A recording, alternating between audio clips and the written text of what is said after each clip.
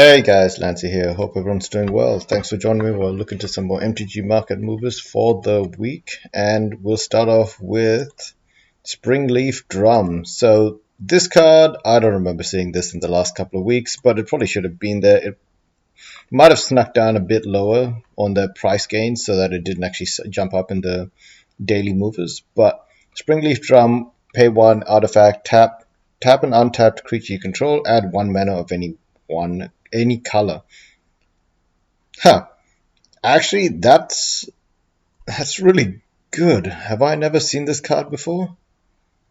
Okay, maybe something to keep an eye on. It looks like it was a double masters print. It was from Lorwyn, Born of the Gods.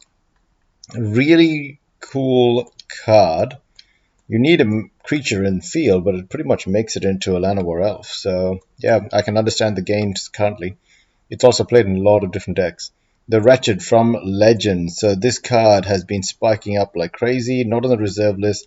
There is a Chronicles version and a 5th edition version that look quite a bit different to the current printing in the Legends version, but it's not going under such crazy buyouts. This is buyout territory. When you look at prices increase like this and then drop back down, that's people buying out. Look at that market price of 100. You're not expecting to get this card for anything less than actually 63.99. Maybe that might be the lowest you can get it.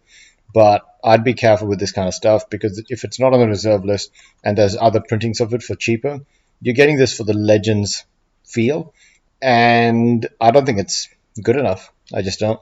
Wallace Beers from Antiquities, not on the reserve list. Plenty of other printings as well. Once again, if you like the Antiquities printing, then you get this card. But for $4.25, I think there's better places to spend your money. We'll look into that in another video after this as well. I just don't think this is worth it either. It just depends on what you guys want to do with the cash. I think there's just better reserve list cards that are actually more interesting to put in some decks, while these just don't have any value beyond that. Demonic Attorney from Revised Edition on the reserve list. Plenty of other printings. Lots of money going to this one. It is banned in every format. So what is the reason for this going up? Mainly because a card like this is never going to be printed again. It is kind of historic in one way or another. It is a revised edition where plenty of other versions of this are also going up.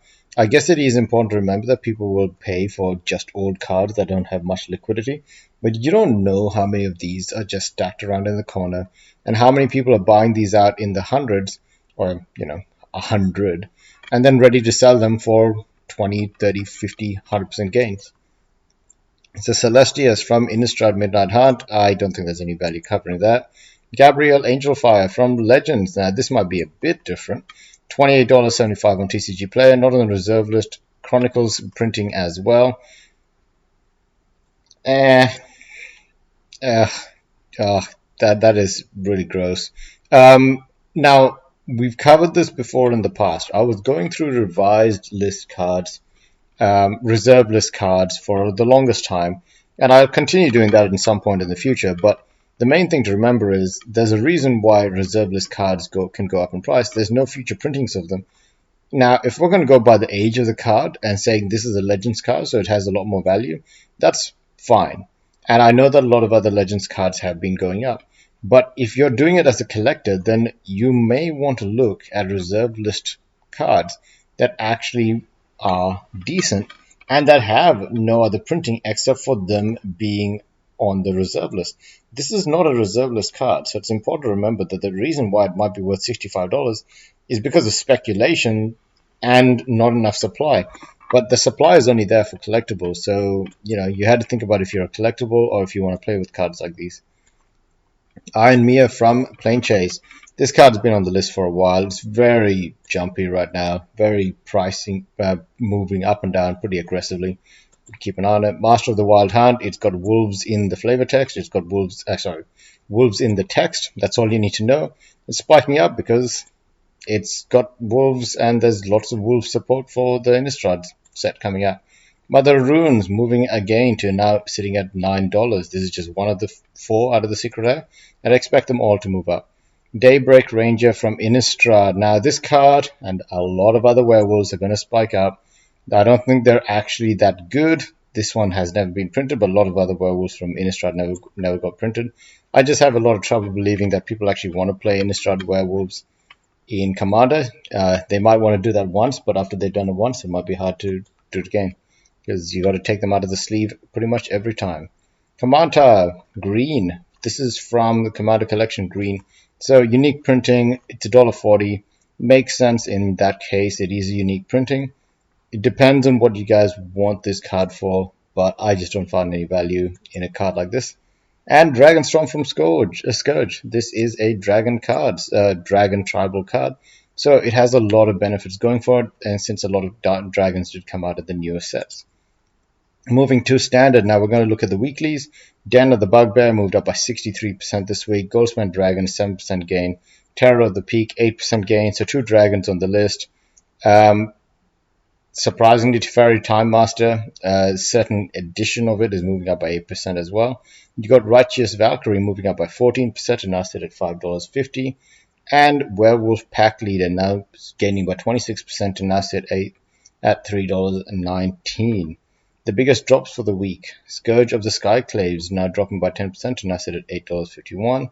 And Emery the Lurker of the Loch now dropping by 11% to sit at $5.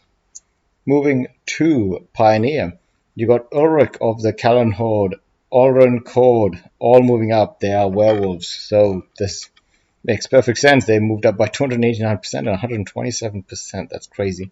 Another dragon on the list, Dragon Lord Kolgan, moving up by 29%. Cigada's Aid moving up by 13%, and Kaya Ozov Usurper moving up by 23% as well. You got another dragon, Dragon Lord Atarka, moving up by 10% and now sit at $9. The biggest drops, nothing really to talk about, which is pretty crazy. And Modern Huntmaster of the Fells, a werewolf, moving up by 156%.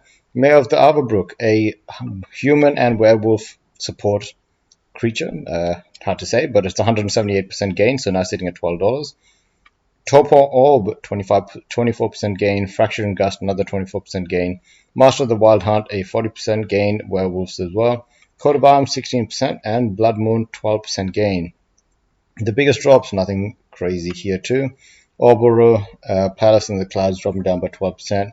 You got a drop of 13% for Engineering Explosives, now sitting at $43. And Steam Vents, now sitting at $36.99. Now, I wanted to quickly talk about the spoilers as well for Innistrad the Wild Hunt. Is it the Midnight Hunt? Sorry. Diagraph Rebirth is a pretty cool card. 3 colorless, 1 black, 1 green. This spell costs 1 less to cast for each creature that died this turn. Return target creature card from your graveyard to the battlefield.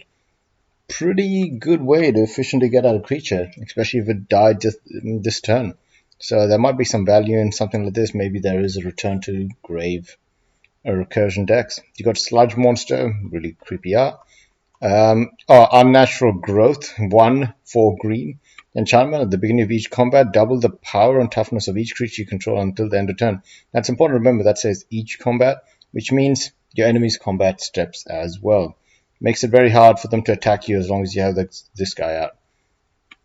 Croaking Counterpart, 1 colorless, 1 blue, 1 green. For a sorcerer, create a token that's a copy of the target non-frog creature, except it's a 1/1 green frog, and it's got flashback for 3 colorless, 1 green, 1 blue. I love the art for that. Great looking frog.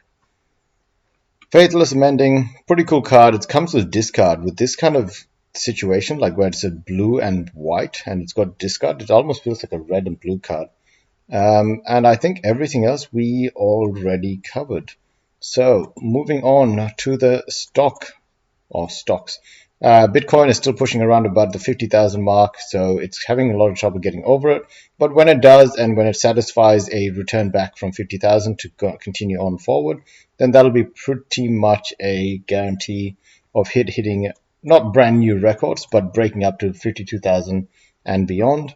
Moving on to the only currencies that are actually moving right now, Doge, Shibu, and ADA. Once again, they're all going to take their lead from Bitcoin right now. They've all hit their tops, so we'll have to see what happens. I would expect gold to take a bit of a pullback, dollar to probably stabilize or gain in the next couple of days, mainly because it took a huge dive in the 1 hour, 4 hours, everything except for the 1 day. The daily might still continue dropping until it's hit its 200, but that might take a bit longer now that it's already dropped by so much in such a short time. The VIX possibly stabilizing. It's already gotten a green candle for a green red close. You can see that the S&P 500 had a very mixed um, ending where it was up for the day, it spiked up, but then it just kind of sat there for most of the time. So it's just very much flatlining. It's waiting for something. There's something that might come out in the next couple of days where the high chances are that probably about a 20% gain, 20% chance for it to drop, and probably an 80% chance for it to gain. But it's really tricky because if it does drop, it's going to take the elevator down. So we'll have to see how that goes as well. Anyways, guys, thanks for watching. Have a good one, and see you later.